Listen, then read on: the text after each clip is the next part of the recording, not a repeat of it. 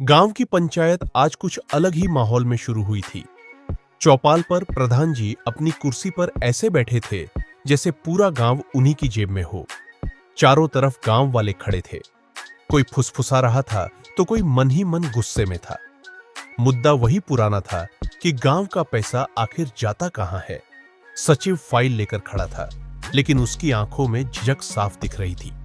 तभी प्रधान जी ने ऊंची आवाज में कहा कि आज पंचायत में ज्यादा सवाल नहीं होंगे, जो फैसला होगा वही अंतिम होगा। गांव वाले चुप तो हो गए, लेकिन संतुष्ट नहीं थे।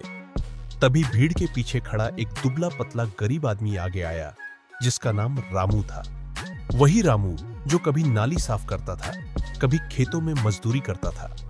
प्रधान जी ने उसे देखते ही ताना मारा कि अरे रामू, तू यहां क्यों आ गया? पंचायत तेरे जैसे लोगों के लिए नहीं होती। लेकिन रामू आज चुप रहने नहीं आया था। उसने शांति से कहा कि प्रधान जी, आज पहली बार पंचायत को जमीन से देखना चाहता हूं। उसकी बात सुनकर कुछ लोग हंसे, लेकिन कुछ चुप हो गए। रामू ने कहना शुरू किया कि पिछले साल नाली बनाने के नाम पर पैसा निकला, लेकिन आज भी बारिश में बच्चे स्कूल नहीं जा पाते। स्कूल के नाम पर बोर्ड लगा, लेकिन छत आज भी टपकती है।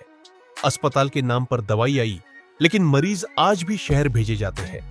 उसने कहा कि अगर यही विकास है तो फिर गांव गरीब क्यों है? पंचायत में अचानक सन्नाटा छा गया। प्रधान जी का चेहरा लाल पड़ गया और उन्होंने गुस्से में कहा कि तू गरीब है, तुझे क्या समझ विकास की? लेकिन रामू ने बिना आवाज ऊंची के कहा कि गरीब हूं तो क्या हुआ, आंखें और समझ दोनों है। मैं हिसाब नहीं मांग रहा, मैं जवाब मांग रहा हूं। गांव वाले अब रामू की तरफ देखने लगे थे। कुछ बुजुर्गों ने सिर हिलाया। सचिव ने फाइल नीचे रख दी।